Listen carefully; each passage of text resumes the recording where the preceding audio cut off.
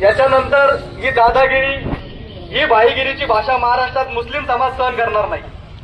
प्रत्येक वेळेस मुस्लिम समाजाला बदनाम केलं जातं, प्रत्येक पक्षाकडून मुस्लिमांवर हल्ले केले जातात, प्रत्येक मस्जिदीवर तोडले जातात। अरे त्या विशाळ गडावर ज्या मस्जिदीवर हातोडा मारला तो सर्व मुस्लिम समाजाच्या छातडावर हातोडा मारलेला आहे।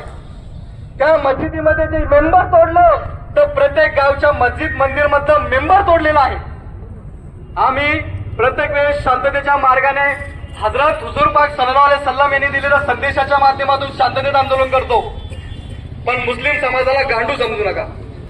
याच मुस्लिम समाजाचा इतिहास छत्रपती शिवाजी महाराजांच्या काळामध्ये बघितला असेल। अहो त्या छत्रपती शिवाजीच्या महाराजांच्या काळामध्ये रायगडावर मुस्लिम मावळ्यांसाठी मस्जिदी बांधण्यात आल्या। मग हे मुस्लिम मावळे जर छत्रपती शिवाजी महाराजांच्या सोबत होते तर मग आज त्याच विशाल गडावर छत्रपती शिवाजी महाराजांच्या